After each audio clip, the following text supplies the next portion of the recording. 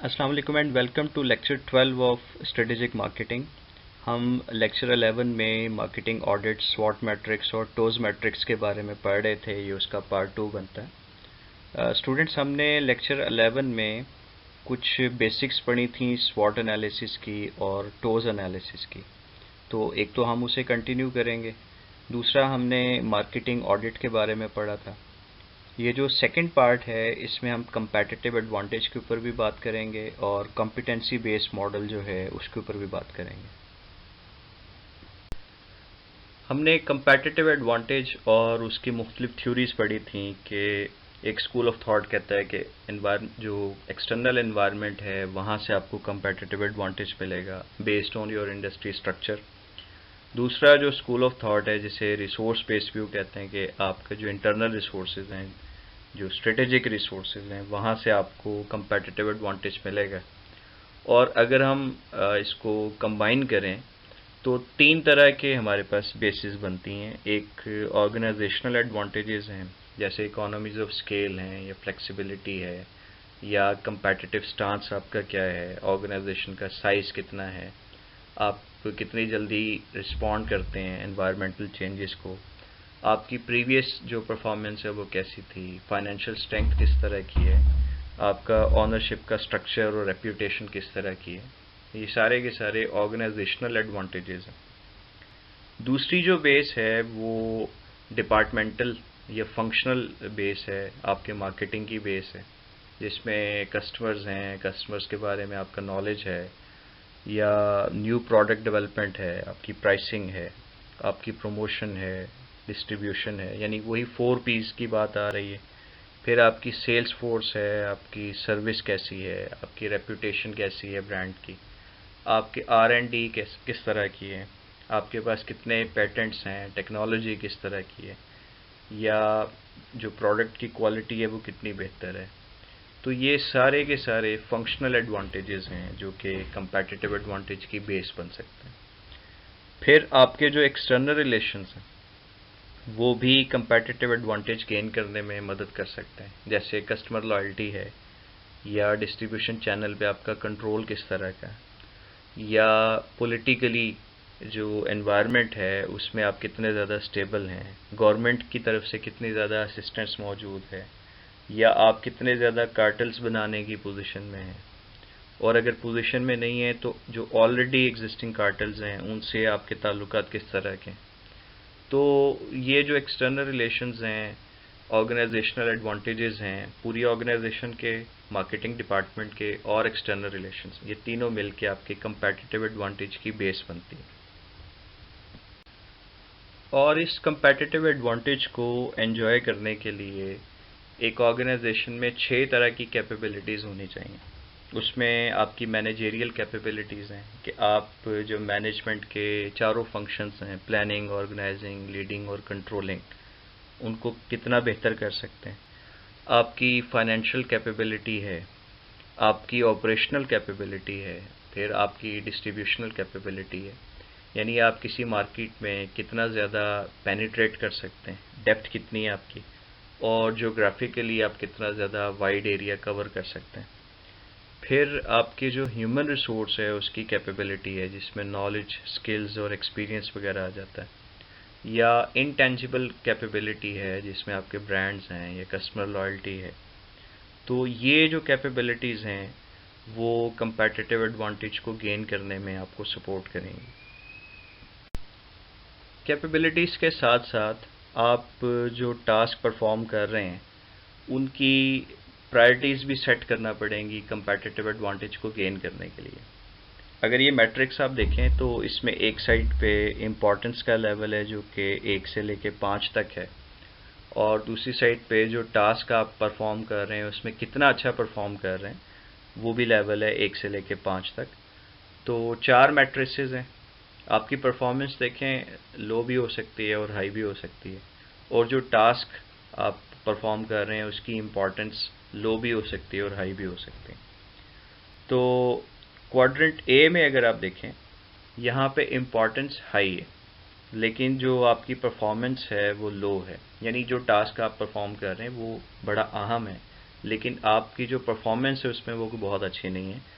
तो you need to concentrate here, आपको देखना पड़ेगा, आपको इसकी जो परफॉर्मेंस है उसको बेहतर करना पड़ेगा। क्वाड्रेंट बी जो है ये रिफ्लेक्ट कर रहा है कि आपकी इम्पोर्टेंस भी हाई है और आपकी जो परफॉर्मेंस है वो भी अच्छी है। तो इसका मतलब है कि ज़रूरी टास्क है जिसको आप अच्छे तरीके से कर रहे हैं, तो इसको आपने कंटिन्यूसली बेहतर अंदाज में करते जाना है। क्वाड्रेंट सी में जो इम्पोर्टेंस है वो भी कम है और परफॉर्मेंस भी कम है, तो नो इशू, बिकॉज के ये लो प्रायोरिटी का क्वाड्रेंट है। इसमें हमें जो लेस इम्पॉर्टेंट टास्क हैं उसमें अगर हमारी परफॉर्मेंस कम भी है तो कोई मसला नहीं है। चौथा जो क्वाड्रेंट है जिसे क्वाड्रेंट डी कहा जा रहा है, इसमें इम्पोर्टेंस कम है लेकिन आपकी परफॉर्मेंस हाई है। यानी ऐसे जो टास्क हैं जो बहुत ज़्यादा ज़रूरी नहीं है लेकिन आप उसमें बहुत एक्स्ट्रॉर्डनरी परफॉर्म कर रहे हैं, तो ये जो एक्स्ट्रॉर्डनरी परफॉर्मेंस है ये आपको फटीग की तरफ ले जा सकती है, पॉसिबल ओवरकिल हो सकता है। आप अपनी सारी एनर्जीज़ और रिसोर्सेज ऐसे कामों में वेस्ट कर देंगे जिनकी इम्पोर्टेंस कोई बहुत ज़्यादा नहीं है। तो आपको अपनी प्रायोरिटी सेट करना पड़ेंगी। एक और मैट्रिक्स हम नेक्स्ट स्लाइड में देखते हैं। जी, ये मैट्रिक्स भी आपकी प्रायोरिटीज़ जो है उनके बारे में बात कर रहा है, लेकिन ये थोड़ा सा डिफरेंट है पहले से। इसमें देखें जो परफॉर्मेंस है वर्टिकल एक्सिस पे वो बैड हो सकती है, गुड हो सकती है और एवरेज हो सकती है। इसी तरह से जो इम्पोर्टेंस है हॉरिजॉन्टल एक्सिस पे वो लो हो सकती है, दरमियान में है तो मीडियम हो सकती है और हाई हो सकती है। तो मैं टॉप लेफ़्ट से स्टार्ट कर रहा हूँ। टॉप लेफ़्ट में देखें जो आपकी परफॉर्मेंस है वो बहुत अच्छी है, लेकिन जो इम्पोर्टेंस है उसका लेवल कम है। तो कॉम्बिनेशन बन रहा है लो इम्पोर्टेंस हाई परफॉर्मेंस। यहाँ लिखा हुआ है over investment in an unimportant area. जी, आप अपनी जो एनर्जीज़ हैं वो एक ऐसे टास्क में, ऐसे एरिया में लगा रहे हैं जिसका हमें कोई बहुत ज़्यादा फ़ायदा नहीं है। और इसी तरह अगर आप सेकंड जो जोन है उस पे आएँ तो यहाँ पे इम्पोर्टेंस एवरेज है और परफॉर्मेंस आपकी गुड है। तो अगर एवरेज इम्पोर्टेंस के साथ आपकी परफॉर्मेंस अच्छी है तो ये एक एक्सेप्टेबल एरिया कहा जा सकता है। फिर थर्ड लेवल पे आपकी जो इम्पोर्टेंस है, जो टास्क आप परफॉर्म कर रहे हैं वो एवरेज है लेकिन परफॉर्मेंस भी एवरेज है।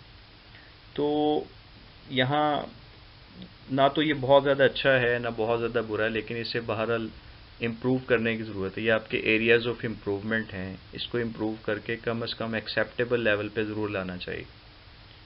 जो चौथा जोन है यहाँ पे अगर आप देखें तो हाई इम्पोर्टेंस है लेकिन जो परफॉर्मेंस आप शो कर रहे हैं वो बहुत ज़्यादा लो है।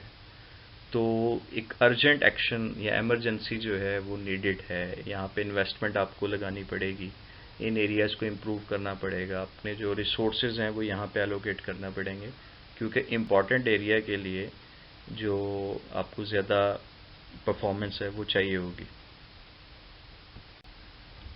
जी स्टूडेंट्स, अब हम बात करेंगे स्वॉट एनालिसिस की, और ये एक सिंपल सा टेम्पलेट आपके सामने मौजूद है।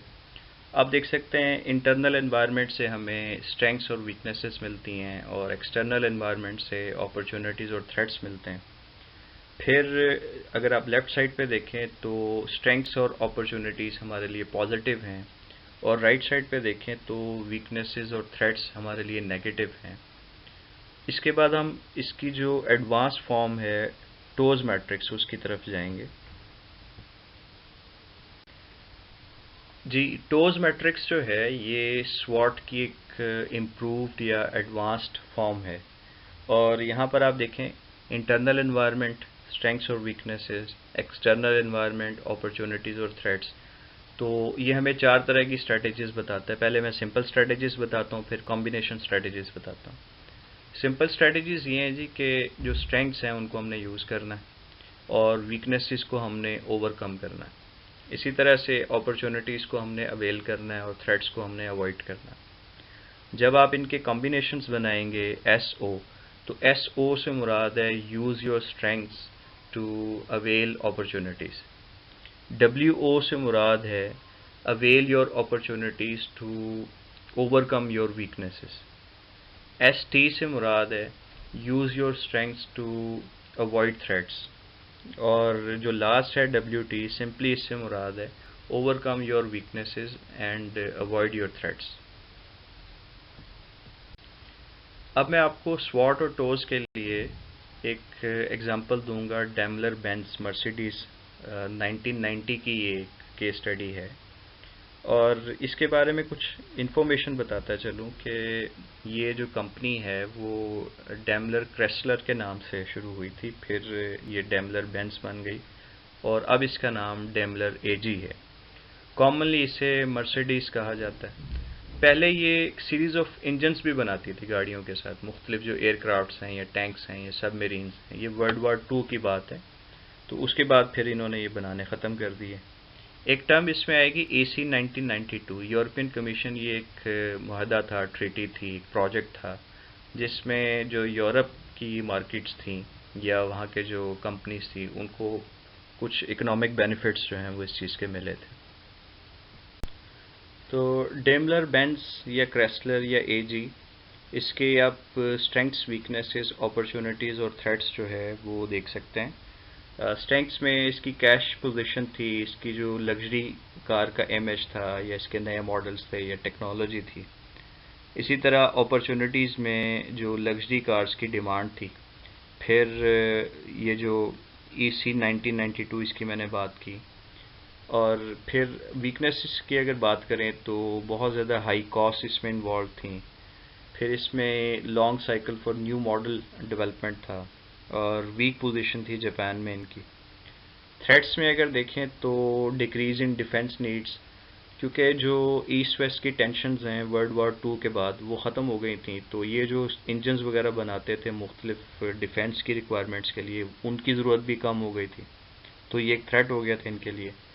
फिर कई ऐसी कंपनीज थी जो यूरोप में एंटर हो गई थी, जैसे BMW है, ये वॉल्वो है, जैगुआर है, लेक्सस है, इन्फिनिटी है।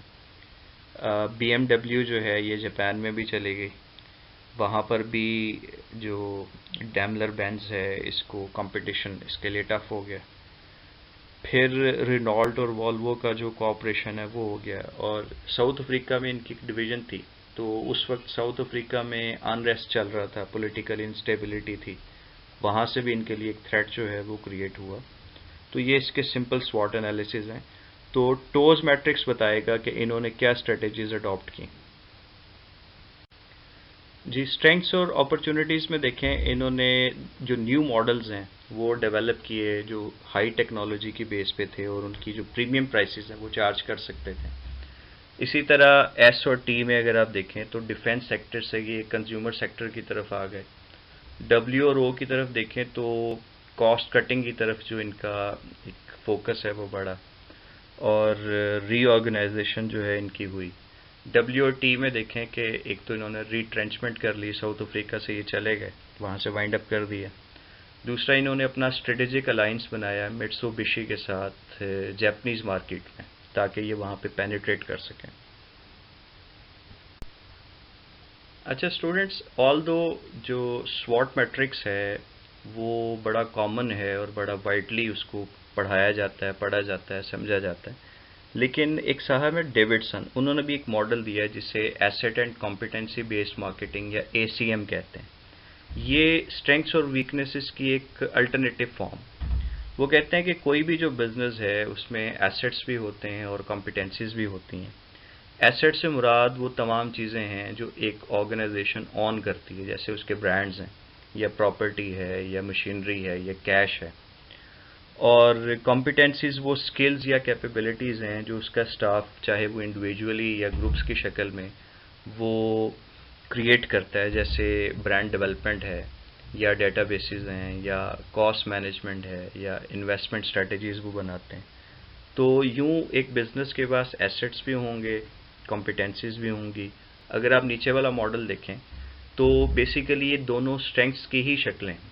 स्ट्रेंथ्स को आप एसेट्स में भी डिवाइड कर सकते हैं और कॉम्पिटेंसीज में भी डिवाइड कर सकते हैं, और ये एसेट्स और कॉम्पिटेंसीज जो हैं वो लिंक्ड हैं आपकी फ्यूचर अपॉर्चुनिटी के साथ। यानी आपके जो एसेट्स हैं ये सपोर्ट करने चाहिए कॉम्पिटेंसीज को, कॉम्पिटेंसीज को सपोर्ट करना चाहिए आपकी फ्यूचर अपॉर्चुनिटीज़ और फ्यूचर अपॉर्चुनिटीज़ का लिंक होना चाहिए एसेट्स के साथ, तब आप एक अच्छी जो पोजीशन में होंगे कि कंपेटिटिव एडवांटेज को गेन कर सकें। जी, ये एक मैट्रिक्स है जो कि बेस कर रहा है एसेट्स और कॉम्पिटेंसीज पे, यानी ये हमें जो स्वॉट और टोज का एक अल्टरनेटिव जो है वो बता रहा है। और दूसरी जो डायमेंशन है वो मार्केट अट्रैक्टिवनेस है। तो देखें, एसेट्स और कॉम्पिटेंसीज वाइज आपकी एक पोजीशन वीक पोजीशन भी हो सकती है, मीडियम भी हो सकती है और स्ट्रांग भी हो सकती है। और दूसरी साइड पे जिस मार्केट में आप ऑपरेट कर रहे हैं उसकी अट्रैक्टिवनेस लो हो सकती है, मीडियम हो सकती है या हाई हो सकती है। तो मैं पहले जो हाई मार्केट अट्रैक्टिवनेस है उसकी बात करूंगा। देखें, अगर आपकी जो अट्रैक्टिव मार्केट है जिस पे आप काम कर रहे हैं, लेकिन और आपकी पोजीशन भी स्ट्रांग है, पोजीशन स्ट्रांग से मुराद है कि आपके एसेट्स और कॉम्पिटेंसी स्ट्रांग है, तो फिर तो आपको उसमें बहुत हैवीली इन्वेस्ट करना चाहिए और फोकस जो है वो वहाँ पे रखना चाहिए ताकि आप कंपेटिटिव एडवांटेज और कस्टमर वैल्यू जो है वो गेन कर सकें। और इन केस के आपकी जो एसेट्स हैं, ये कॉम्पिटेंसीज हैं, वो मीडियम लेवल की हैं, तो आपको उनको बेहतर करने के लिए, इम्प्रूव करने के लिए स्पेंड करना चाहिए। और अगर वो एसेट्स और कॉम्पिटेंसीज वीक हैं तो फिर आपको बहुत ज़्यादा स्पेंड करना पड़ेगा, इन्वेस्ट करना पड़ेगा, क्योंकि आप जिस मार्केट में बैठे हैं उसकी अट्रैक्टिवनेस बहुत ज़्यादा है। तो अब आपको अपनी इंटरनल जो सिचुएशन है ना एसेट्स और कॉम्पिटेंसीज की, उसको बेहतर हर सूरत करना पड़ेगा। अच्छा, अगर ये अट्रैक्टिवनेस जो है वो मीडियम है और जो एसेट्स और कॉम्पिटेंसीज हैं वो भी मीडियम है, यानी बिल्कुल सेंटर में आप आ गए, तो फिर आपको रीथिंक करना पड़ेगा, आपको सोचना पड़ेगा कि आपने इस मार्केट में रहना है या यहाँ से निकलना है। और अगर आपकी जो अट्रैक्टिवनेस है मार्केट की वो मीडियम है और एसेट्स और कॉम्पिटेंसीज में आप वीक हैं, तो बेहतर है कि आप यहाँ से निकल जाएं। और इसी तरह से अब लो अट्रैक्टिवनेस की तरफ आते हैं, मार्केट की जो अट्रैक्शन है वो लो है, कम है, और आपकी जो एसेट्स और कॉम्पिटेंसीज की पोजीशन भी वीक है, तो बेहतर है उस मार्केट को छोड़ दें। अगर आप मीडियम लेवल पे हैं तो आप कुछ ना कुछ प्रॉफिट जो है वो हासिल करें और उसके बाद मार्केट को छोड़ दें, यानी जाने से पहले कुछ ना कुछ लेके जाएं। और अगर आपकी एसेट्स और कॉम्पिटेंसीज स्ट्रांग हैं लेकिन मार्केट जो है वो लो है, तो फिर आपको देखना पड़ेगा कि इससे बेहतर मार्केट कौन सी है, तो आपको ट्रांसफॉर्म करनी पड़ेगी मार्केट। तो इस लेक्चर की अगर हम समरी देखें तो बहुत सारे जो प्रीवियस कॉन्सेप्ट्स थे उनका रीकैप आपको इसमें मिला। इसमें हमने मार्केटिंग ऑडिट की बात की, इसमें हमने स्वॉट एनालिसिस और जो टोज मैट्रिक्स हैं उनकी बात की और उनसे रिलेटेड जो स्ट्रेटजीज़ हैं, और फाइनली हमने asset and competency based marketing या ACM की बात की। Thank you very much.